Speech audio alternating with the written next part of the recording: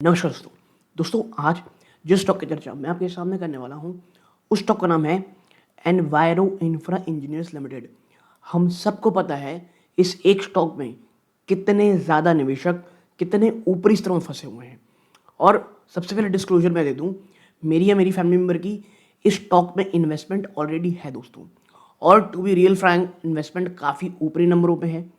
तो मुझे ऐसा लगा कि जब मैं स्टॉक के ऊपर आप कह सकते हैं पढ़ रहा था, तो मुझे लगा आपके साथ भी चीज़ें शेयर करनी चाहिए और समझाना चाहिए कि जो इसकी सबसे बड़ी स्ट्रेंथ थी वही कहीं ना कहीं इसकी कमज़ोरी बनती दिखाई दे रही है। मार्जिन में साफ साफ प्रेशर है, लेकिन हाँ, कुछ अच्छी चीज़ें भी हैं। तो इन तमाम चीज़ों में चर्चा करेंगे ताकि आप समझ पाएँ कि एक्चुअल में इन्वायरो इंफ्रा में चल क्या रहा है। वीडियो को प्लीज़ पूरा देखिएगा, भले ही टुकड़ों में देखें, 2x स्पीड में देखें और चैनल को हाइप करना मत भूलिएगा। आप इस चैनल को हाइप करेंगे, इस वीडियो को हाइप करेंगे बल्कि, तो इससे होगा क्या, और भी इन्वायरो इंफ्रा के जो निवेशक हैं उनकी तरफ ये वीडियो जाएगा और बहुत ही शॉर्ट और क्रिस्पी ये वीडियो होने वाला है। So please hype this video और लाइक ज़रूर कीजिएगा। नाउ भैया, एनवायरो इंफ्रा पिछले 1 साल में अगर आप देखेंगे तो ऊपरी स्तरों से आपको ऑलमोस्ट ऑलमोस्ट 50% से ज़्यादा की गिरावट दिखा चुका है। और यहाँ पर जो स्टॉक है ना, इसके लिए अब ये जिस दिन टूटा था ये लेवल, ठीक है, ये वाला 200 रुपए का, ये एक ह्यूमंगस ह्यूज सपोर्ट जोन था। अब जैसे ही वो टूटा, ये स्ट्रक्चरली इतना ज़्यादा वीक हो गया है कि अब 150 के नीचे भी ट्रेड कर रहा है।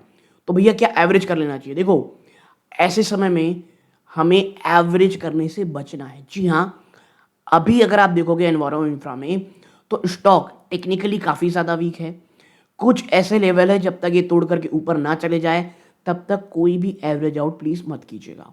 वो कौन से लेवल हैं और भी सारी जानकारी अब हम आगे करेंगे। देखिए, सबसे पहले जो रीसेंट गिरावट है ना एनवायरो इंफ्रा में, वो एक सिग्निफिकेंट कंसर्न के कारण है। जी हाँ, जहाँ पे स्टॉक लगातार फ्रेश 52 वीक लो बनाए पड़ा है, जो लगभग था 140 रुपए और 65 पैसे 6 मार्च को इसने लगाया था। और कब लगाया? जब उसने हाई लगाया था 306 रुपए।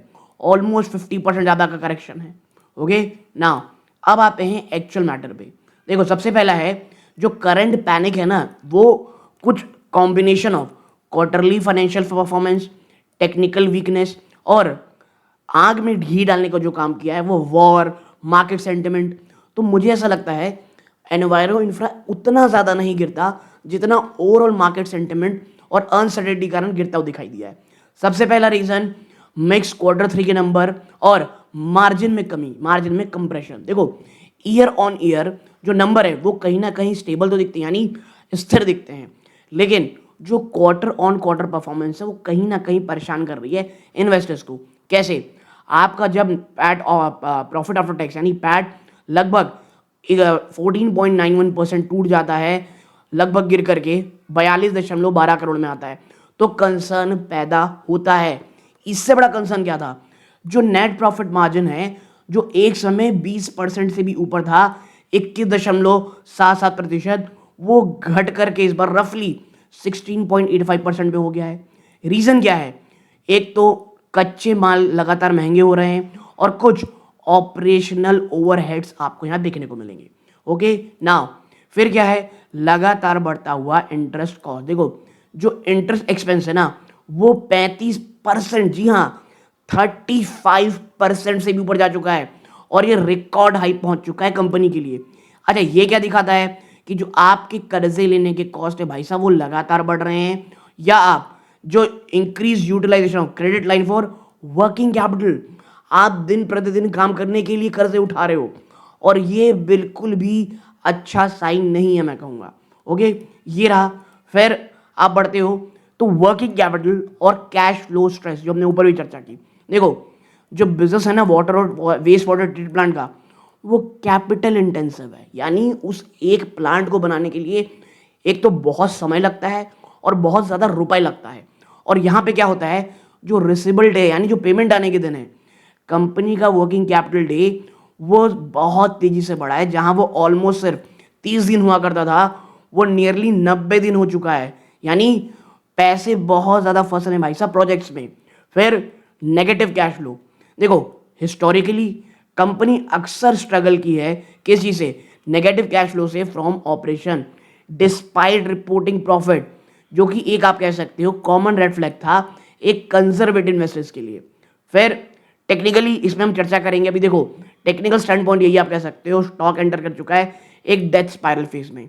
ये ट्रेड कर रहा है तमाम ऑल मेजर मूविंग एवरेजेस के, ठीक है, चाहे 50 20 100 200 डीएमए हो।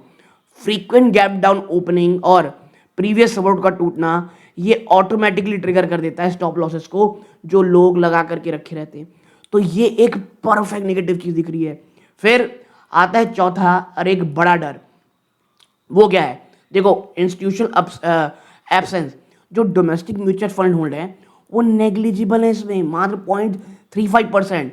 और स्मॉल कैप स्टॉक में बड़े पैसों का ना आना ये बहुत डरावने वाली चीज होती है और ये वॉलेटिलिटी पैदा करती है। क्यों? कि भाई साहब रिटेल इन्वेस्टर होते हैं आपके और मेरे जैसे, थोड़ा पैनिक आया निकल गए, तो ये एक बड़ा प्रॉब्लम है। टू हाई वॉलेटिलिटी और lack of support during market correction, क्योंकि इंस्टीट्यूशन इतनी जल्दी नहीं बेचते मार्केट करेक्शन में। और मैं इसीलिए कह रहा हूं स्थिति उतनी ज्यादा बुरी नहीं होती ऑन स्टॉक लेवल फ्रंट में, स्टॉक प्राइस के फ्रंट में, अगर यहां पे कोई इंस्टीट्यूशन रहता। अच्छा, सिल्वर लाइनिंग क्या है? जी हाँ, देखो कुछ सिल्वर लाइनिंग भी है डिस्पाइट इस गिरावट के। कुछ इंपॉर्टेंट है जो आपको नोट करना है कंपनी का। पहला है ऑर्डर बुक, शानदार ऑर्डर बुक है लगभग 1900 करोड़ की, जो रेवेन्यू देता है आपको 2 से 3 सालों का। जी हाँ, 2 से 3 सालों का रेवेन्यू साफ साफ आपको मिलेगा कहां पर, इस आप कह सकते हैं कंपनी के लिए। फिर सेक्टर 10, भारतीय गवर्नमेंट का जो फोकस है जल जीवन मिशन में और अर्बन सीवेज ट्रीटमेंट में, वो एक लॉन्ग टर्म ग्रोथ ड्राइवर है। और मैं बता दूं आपको पिछला जो साल गया, मैं बार बार एक बात कह रहा हूं, इंफ्रा में कहीं भी कोई भी काम नहीं हुआ है।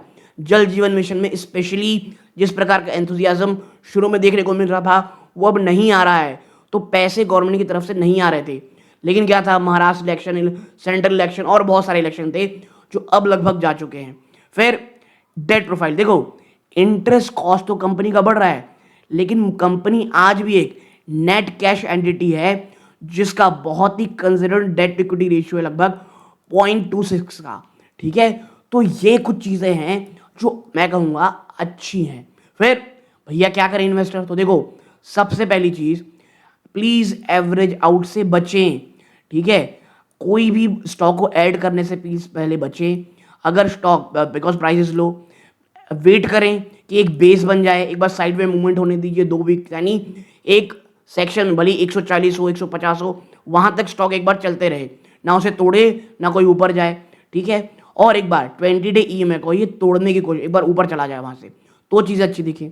ठीक है, नाउ अगर आप एक नए इन्वेस्टर हैं, आप कह सकते हैं न्यू इन्वेस्टर हैं, तो वेट एंड वॉच, क्योंकि देखो अब Q3 के नंबर आने वाले हैं, आप Q4 के नंबर भी आ जाएंगे, तो वो एक बार आ जाएं तो ठीक है चीज़ें हो जाए।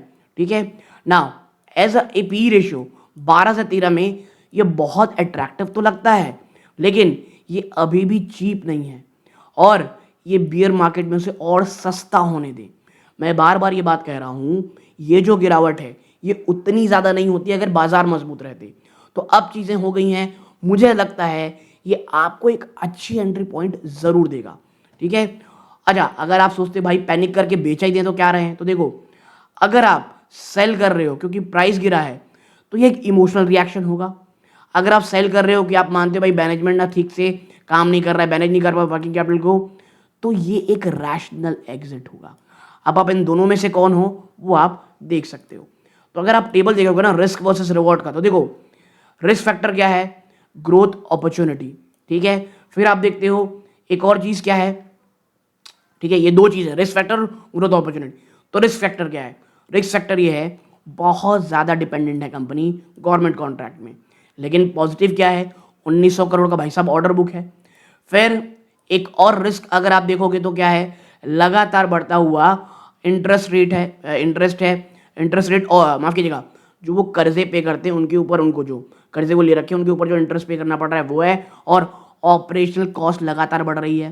लेकिन देखो बात ये भी है कि अंडर वैल्यूड है ये, कैश फ्लो कन्वर्जन बहुत पुअर है, लेकिन कंपनी एक बहुत ही मजबूत 50% ऑपरेटिंग प्रॉफिट कैटेगरी से बढ़ रही है विच इज ग्रेट। ठीक है, नाउ अब आप टेक्निकली देखोगे तो देखो ये AI जनरेटेड है, तो ये क्या कहता है, AI ये कहता है कि भाई देखो जो टेक्निकल इंडिकेटर है वो बहुत स्ट्रॉन्ग बेरिश दिखा रहे हैं। आप देखोगे यहाँ पे कि जो 20D EMI है कि लगभग इससे ऊपर तो एक बार जाना चाहिए वायरो इन्फ्रा को, जो लास्ट ट्रेडिंग सेशन हुई है वो 148.522 है। तो अगर ये स्टॉक एक बार इसके ऊपर चला जाता है तो कहीं ना कहीं एवरेज आउट के चांसेस दिखेंगे, ठीक है। और आप पॉज करके और इसे पढ़ना चाहते हैं आप पढ़ सकते हैं, बहुत सारी ऑलरेडी जानकारी हमने इसमें दे दी है, ठीक है। तो एक एनवायरो इन्फ्रा को लेकर के क्विक और क्रिस्प वीडियो आपके सामने रखनी थी। Hope you like it. इस वीडियो को लाइक करें, चैनल सब्सक्राइब करें अभी तक नहीं किया है। ये इस वीडियो का अंत है। जय हिंद।